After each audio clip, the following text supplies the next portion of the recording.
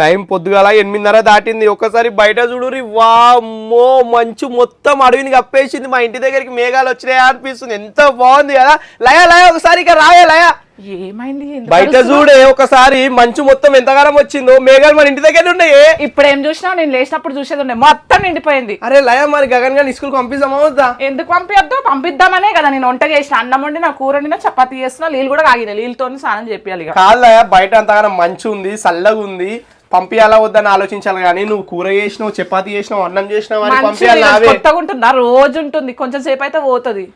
సరే నేను పిల్లగానికి చల్లగా ఉంటది. ఎట్లా చల్లగా ఉంటే వేలీలు పెట్టిన స్నానం చేపి పో. అదే పంపించవచ్చు కదా.